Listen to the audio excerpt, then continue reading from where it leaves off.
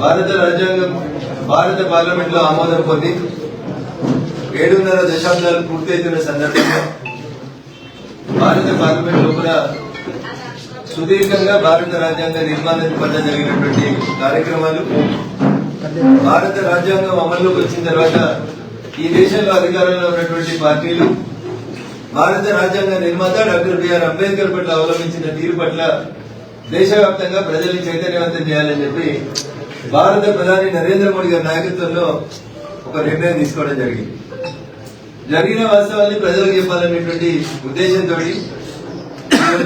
Media మిత్రులందరూ కూడా ఇక్కడికి పిలవడం జరిగింది.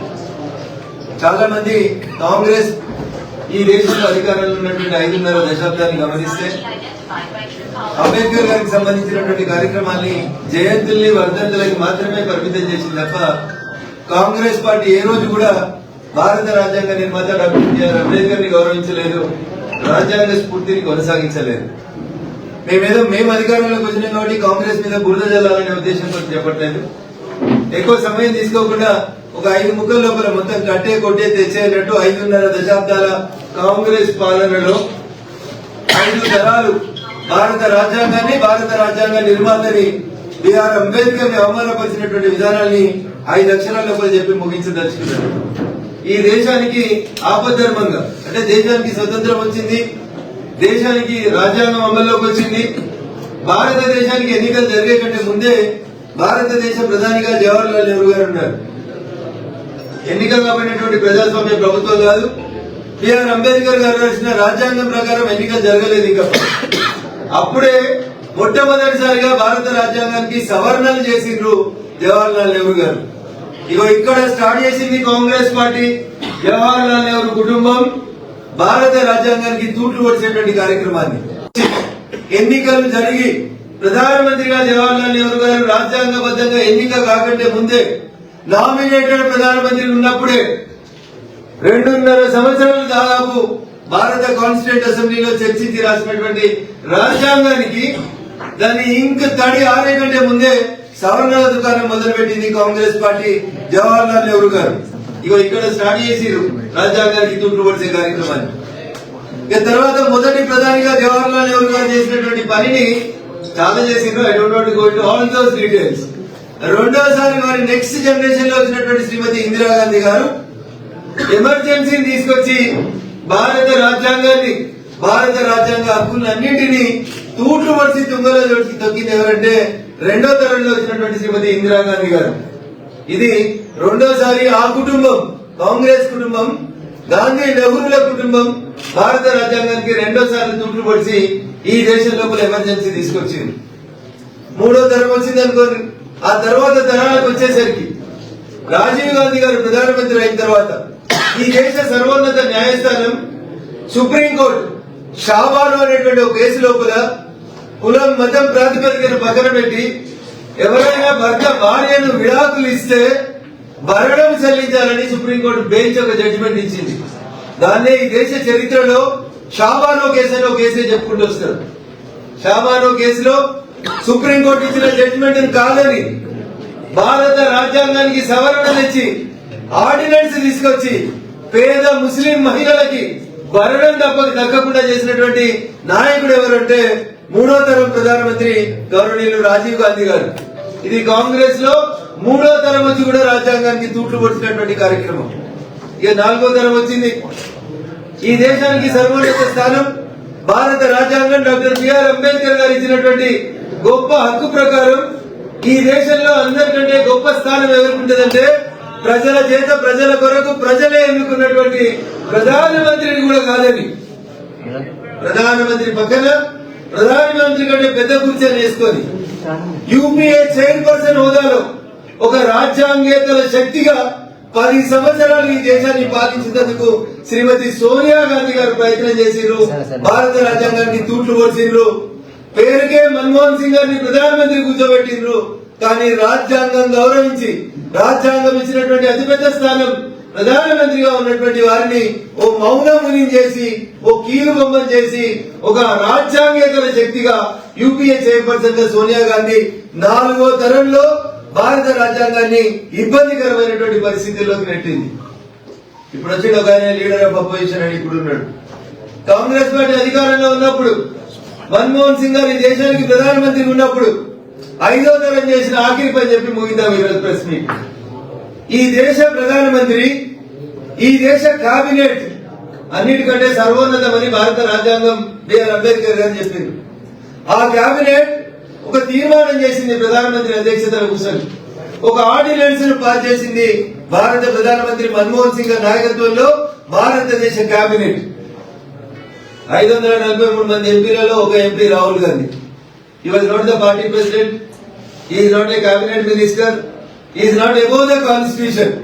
కానీ ఇట్లే ఒక మీడియా సమావేశం పెట్టి భారత ప్రధానమంత్రి నాయకత్వంలో మన్మోహన్ సింగ్ గారి నాయకత్వంలో మొత్తం కేబినెట్ మంత్రులంతా కలిసి అప్రూవల్ చేసి తీసుకొచ్చినటువంటి ఒక ఆర్డినెన్స్ ని మీడియా సమావేశంలో చించి చెత్తబుట్టలేసి భారత రాజ్యాంగాన్ని మరొకసారి అవమానించింది ఇంకొక తరం నాయకుడు రాహుల్ గాంధీ గారు తప్ప ఇంకొకరు కాదు.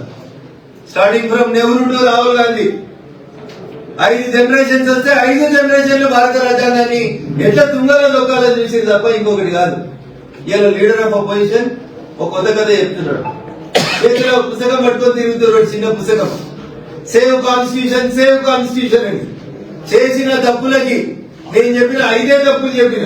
ఈ 5 తప్పులకి మేము 5 తరాలు చెప్పలేసుకొని డాక్టర్ బిఆర్ అంబేద్కర్ బొమ్మ దగ్గర తప్పైందని చెప్పి చెప్పలేసుకొని భారత రాజ్యాంగమా మమ్మల్ని క్షమించమని వాళ్ళు ప్రజల దగ్గరికి రాగాలి తప్ప జేబులో కాన్స్టిట్యూషన్ పెట్టుకొని ఏదో స్టేట్మెంట్ ఇచ్చిండు. తెల్ల టీషర్ట్ వేసుకున్నట్టు అందరు దిగాలంట. ఆయన క్యాంపెయిన్ కి సపోర్ట్ చేయాలంట. ఏం క్యాంపెయిన్ అది? అణగారిన వర్గాలకి, పేద వర్గాలకి, అన్యాయం జరిగినటువంటి వర్గాలకి మేము న్యాయం చేస్తామని చెప్తుంది కాంగ్రెస్ పార్టీ. కాంగ్రెస్ కు పేదోళ్ళు ఎప్పుడు గుర్తుకొస్తారు? అణగారిన వర్గాలు ఎప్పుడు గుర్తుకొస్తాయి? అధికారులు లేనప్పుడు వాళ్ళు గుర్తుకొస్తారు. అధికారంలో ఉన్నప్పుడు వాళ్ళకి ఎప్పుడు గుర్తుకు రాదు. వాళ్ళ పార్టీ అధ్యక్షుడిగా ఒక దళిత బిడ్డ ఉంటే ఎట్లా తీసేసారో నేను మాట్లాడదలుచుకోలేదు. దక్షిణాదికి చెందిన ఒక తెలుగు బిడ్డను ప్రధానమంత్రిని చేస్తే చనిపోతే శవాన్ని ఏఐసిసి ఆఫీసులకు రానియలేదు. కాంగ్రెస్ అంటేనే అవమానాలు. ఒక బీసీ బిడ్డ ఆంధ్రప్రదేశ్ కి ముఖ్యమంత్రి ఉంటే ఎయిర్పోర్ట్ లో స్వాగతం పలికేటప్పుడు అవమానం జరిగిందని పార్టీ నాయకుడికి ఆయన గురించి కూడా గుంజేసిరు. ఇంత చండాలమైనటువంటి అవలక్షణాలు కలిగినటువంటి కాంగ్రెస్ ఇలా సేవ్ కాన్స్టిట్యూషన్ అని జేబులో పుస్తకం పెట్టుకొని తిరుగుతా ఉంది. ఆఖరికి భారత రాజ్యాంగ నిర్మాత డాక్టర్ బిఆర్ అంబేద్కర్ గారు ఈ దేశ కేబినెట్ నుంచి రిజైన్ చేసి ఎందుకంటే జవహర్లాల్ నెహ్రూ గారి విధానాలు నచ్చకుండా అంబేద్కర్ గారు తన న్యాయశాఖ మంత్రి పదవిని రిజైన్ చేసి బయటికి వెళ్ళిపోయారు. చివరికి ఒక మాట మిత్రులారా, ఆయన ఎన్నికల్లో పోటీ చేస్తే 2 సార్లు డాక్టర్ బిఆర్ అంబేద్కర్ గారిని ప్రత్యక్ష ఎన్నికల్లో ఓడగొట్టిన పెద్దలు ఎవరంటే కాంగ్రెస్ వాళ్ళు, కమ్యూనిస్ట్ వాళ్ళు తప్పితే ఎవరు కాదు. 100 ఎలుకల్ని తిన్న తర్వాత పిల్లి చెప్పిందంట నేను జర కాశీకో ఎద్దా వచ్చిన తర్వాత శాఖాహారిగా మారుతాను. రాజ్యాంగానికి తూట్లు ఓడిసి 100 సార్లు ఆర్టికల్ 356 ఉపయోగించి ప్రజాస్వామ్యబద్ధంగా ఎన్నికైనటువంటి రాష్ట్రాలని కూలదోసి బాత్రూంలలో బంధించి అన్ని రకాలుగా భారత రాజ్యాంగ వ్యవస్థని కించపరిచిన రాహుల్ గాంధీ ఇలా ఏ ముఖం పెట్టుకొని తెల్లని వేసుకొని వస్తామని అడుగుతున్నాడు. నువ్వు తెల్ల టీషర్ట్ వేసుకుంటావు కాబట్టి అందరూ తెల్ల టీషర్ట్ వేసుకోవాలని కోరుకోవడం నీ మూర్ఖత్వం అవుతుందని చెప్పి నేను ఈ సందర్భంగా ఆయన చెప్పదలుచుకున్నాను. ఏం చేయదలుచుకున్నారు మీరు? నీ పక్కనే కూర్చుంటాడు ఒక ఆయన 7 సార్లు గెలిచిండు ఎంపీ, ఒక దళితుడు లీడర్ ఆఫ్ అపోజిషన్. ఈయన పేరుకు ఒక పెద్ద ఆయన తీసుకొచ్చాడు కూర్చోబెట్టి పార్టీ అధ్యక్షుని చేసినాం అని చెప్తున్నారు. ఎప్పుడు? అన్ని సార్లు నువ్వు విఫలం జరిగింది. ఈ దేశ ప్రజలు ఈ వద్దు మాకు అధ్యక్షుడని కాంగ్రెస్ శ్రేణులు ఢిల్లీ నుంచి ఢిల్లీ దాకా చెప్పినాక ఖర్గే గారిని తీసుకొచ్చి అధ్యక్షుడిని చేసి త్యాగం చేసినాం. ఈ త్యాగం వస్తుంది ఎల్ఓపి. ఈ పక్కనే ఉంటాడు సురేష్ అని, కేరళ నుంచి గెలిచిరు.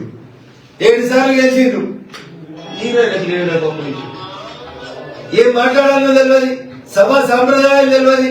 5 సార్లు ఎంపీ గెలిచిరు. మేము ఇలా క్యాంపెయిన్ స్టార్ట్ చేస్తున్నాం. దేని క్యాంపెయిన్ స్టార్ట్ చేస్తున్నాం?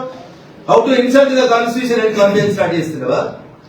అందుకని రాహుల్ గాంధీ గారు మీరు ప్రజా విశ్వాసాన్ని కోల్పోయిండ్రు. తప్పుడు ఆలోచనలు, తప్పుడు విధానాలతో మా మీద బురద చల్లొద్దు. దయచేసి ప్రజల కొరకు, ప్రజల చేత ప్రజలే ఎన్నుకున్నటువంటి భారత ప్రభుత్వం నరేంద్ర మోడీ గారి నాయకత్వంలో అంబేద్కర్ గారిని గౌరవించింది, గుర్తించింది. పంచతీర్థ పేరిట అంబేద్కర్ గారు ఉన్న ఇల్లు, చదువుకున్న ప్లేసు, ఆఖరికి లండన్ లో వారు నివసించినటువంటి స్థలంతో సహా పంచతీర్థని అభివృద్ధి చేసింది భారతీయ జనతా పార్టీ. రాజ్యాంగానికి, రాజ్యాంగ నిర్మాత అంబేద్కర్ కి ఈ దేశంలో అవమానం జరిగిందంటే అది కేవలం కాంగ్రెస్ పార్టీ హయాంలోనే. జవహర్లాల్ నెహ్రూ గారికి భారతరత్న ఇచ్చుకున్నారు, ఇందిరాగాంధీకి భారతరత్న ఇచ్చుకున్నారు, రాజీవ్ గాంధీకి భారతరత్న ఇచ్చుకున్నారు. కానీ భారత రాజ్యాంగం రాసినటువంటి బిఆర్ అంబేద్కర్ గారికి భారతరత్న ఇవ్వాలనేటువంటి ఆలోచన రానటువంటి పార్టీ ఈ దేశంలో ఉందంటే అది ఒక కాంగ్రెస్ మాత్రమే. వీళ్ళు వచ్చి జేబులో కాన్స్టిట్యూషన్ పుస్తకం ఎందుకు, నీకు అధికారం ఉన్నప్పుడు కాన్స్టిట్యూషన్ ఎందుకు గుర్తుకు రాలేదు? అందుకని దయచేసి ప్రజలని మరొకసారి వంచేందుకు రాహుల్ గాంధీ స్టార్ట్ చేసిన నయా నాటకమే తెల్ల టీషర్ట్ల నాటకం.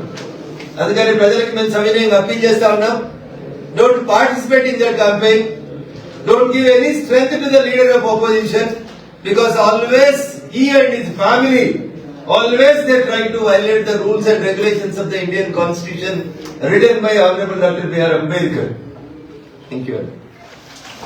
చివరి ఒక మాట, ఎంత కాన్స్టిట్యూషన్ కరీంనగర్, నిజామాబాద్, ఆదిలాబాద్, మెదక్ ఎమ్మెల్సీ స్థానానికి గ్రాడ్యుయేట్ ఎన్నికలలో ఇటీవలనే మా పార్టీ ప్రకటించినటువంటి అభ్యర్థి సోదరుడు సి అంజిరెడ్డి గారిని బలపరచాలని, మా మీడియా మిత్రులు కూడా అందరూ మాకే ఓటేయాలని, గెలిపించాలని మీకు అందరు కూడా సవినయంగా అప్పీల్ చేస్తూ సోదరుడు అంజిరెడ్డి గారిని మీకు ఒకసారి పరిచయం చేద్దామని అనుకున్నాం. అట్లే ఈ పరిచయ కార్యక్రమం